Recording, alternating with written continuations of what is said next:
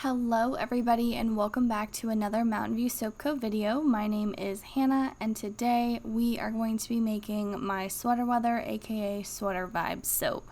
I am so excited to show you guys this soap, and I was really excited to show it to you a couple weeks ago when I made it because this happens to be one of my favorite hanger swirl soaps I have ever made and actually honestly have ever seen.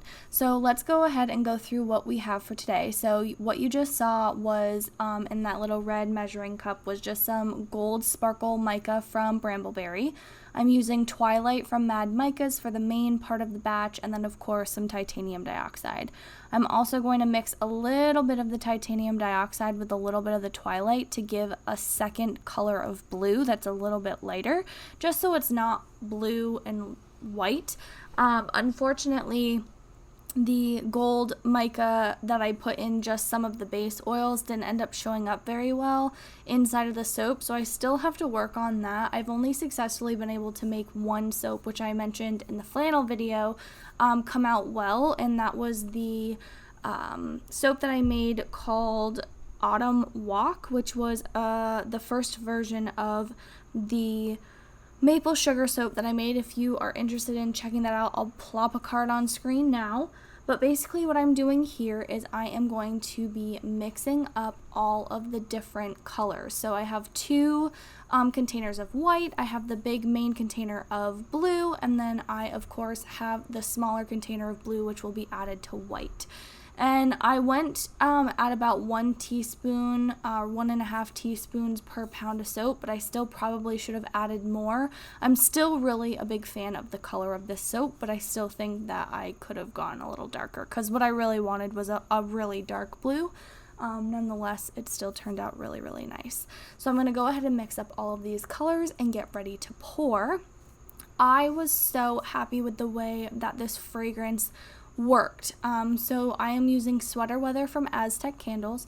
You've heard me talk about them a ton of times recently for the fall release. I ordered quite a few fall fragrances because I wanted to do quite a bit of Bath & Body Works dupes. This is still my first year of soaping and I haven't really been able to spend a lot of time working with Bath & Body Works fragrances, like dupe fragrances, so I was excited to really invest some time into looking and smelling those types of fragrances for this release. I had never actually really smelled Sweater Weather before. This was a request from my mom, and I'm really glad that she requested it. I'm still not like 100% a fan. I personally like the flannel fragrance better, but I'm obsessed with this soap, so I will learn to love Sweater Weather. Before I get to the pouring though, don't forget to hit that subscribe button. It helps me out a ton. It's free. While you're down there, like the video, and the comment of the day is going to be, what kind of sweaters do you wear in the fall/winter? Are you like a chunky sweater? Are you a crop top sweater wearer? Are you a like turtleneck sweater wearer? As of last year, I got into wearing like turtleneck oversized sweaters and I am obsessed and I can't wait to pull them out of my closet. It is actually a lot cooler today in New York. We just got hit last night by the remnants of the hurricane. Another hurricane that came through, Ida, maybe, I believe is how you pronounce the name. I never can pronounce them correctly, but it's a nice, cool, like starting to feel like fall day, which I'm really, really excited about. And I do now realize that Sweater Weather is more of kind of like a winter-ish fragrance, but I'm still really excited to include it in the fall collection because I think that it's nice. It's out for Bath & Body Works now, so I'm like, we're just gonna go with it. So what I'm doing, which I thought would help and would work, is I am adding a little bit of that gold mixed with the base oils to my white, and I'm gonna also add it to that additional blue color that I mentioned. I'm stirring it up a little bit. Unfortunately, it still doesn't do much, but this fragrance behaved so well and actually I think slowed down my batch a little bit, which gave me enough time to stick in the kind of like light to medium trace phase that I was in, because this soap just performed so beautifully and it stayed, even with the titanium dioxide, stayed very fluid and just was so beautiful. And let me tell you, sweater weather, if you're working with this fragrance, it does get to be a little bit much, so be on the lookout. I could tell by the end I was like, okay, I don't want to smell this anymore, let's open up every single window in the house. So here is that little blue color that lighter blue color being poured in. And then something that I really paid attention to this time was wanting to add in that extra line of the dark blue on top of all of the drop swirl that I just did. I've seen a lot of soapers do it, and honestly I think it just ties everything together. And then once I do that, I'm going to go through with the hanger swirl. I mentioned this in a past video, but I got my hanger swirl on Amazon. I'll link it in the comments below if you'd like to grab one. It's super awesome. I keep it at the same length all the time, so I just throw it in my dishwasher and I just keep it at this length. And I'm gonna go ahead and just go really, really crazy. So one of the things that I knew I wanted to do was I wanted to make it look like a sweater. It does not look like a sweater once it's cut.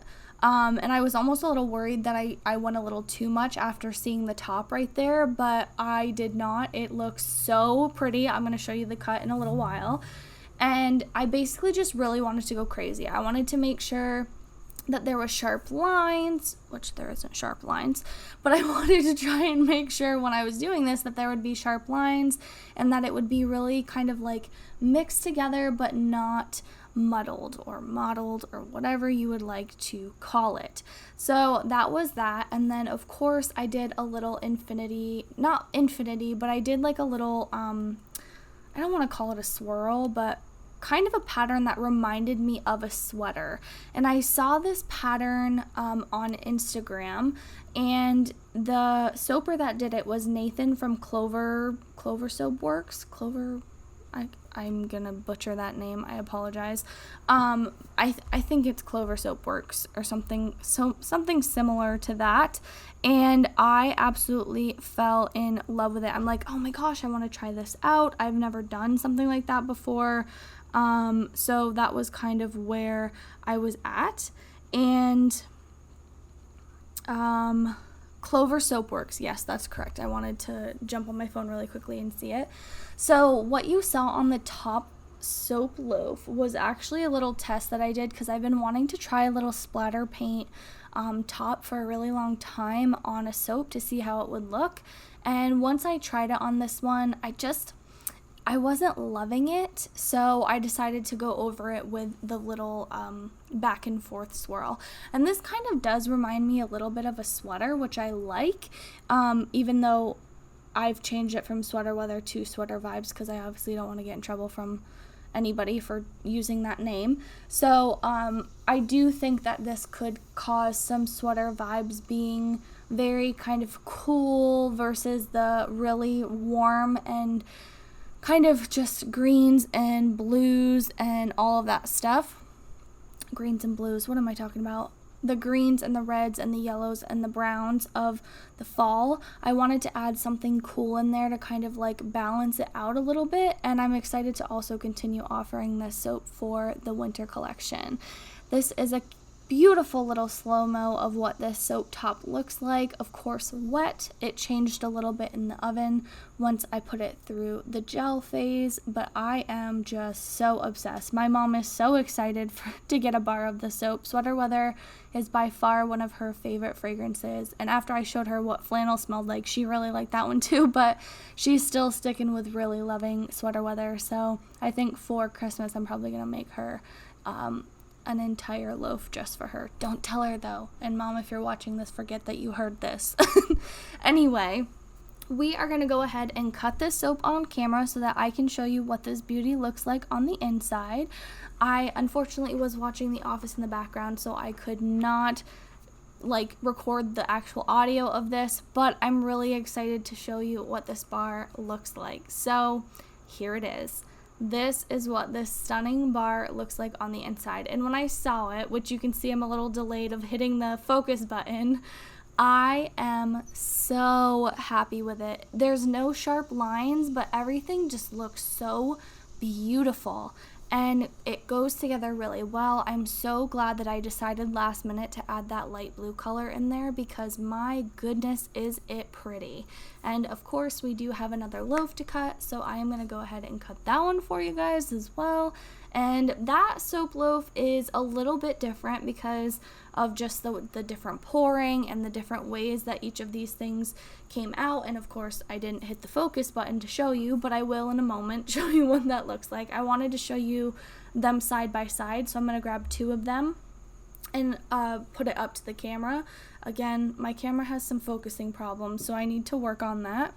But overall, I'm obsessed with this soap. It is such a nice fragrance. It is such a nice soap. I'm gonna hopefully, yep, here we go, get the little focus for you. But I'm really happy with the way that it came out. It's definitely a soap that I am excited to kind of see how it does, in terms of if somebody smelled Sweater Weather before and they want to buy it because they've smelt it from Bath & Body Works. Anyway, that is going to do it for me today. Thank you so much for being here and watching. You can get your hands on this bar in a little less than a week from today. I've decided to move the release up a day, so next Wednesday, September 8th at 7 p.m. Eastern is when you can get your hands on this bar, as well as all of the other products in the fall collection, which there is so many. And I want to put this little disclaimer in here before I go. If you do not place an order before the 11th, or before the 12th, before that fair, I cannot make any promises that there will be any product left available. All right, that's going to be it for me. I'll see you guys here on Sunday. Bye.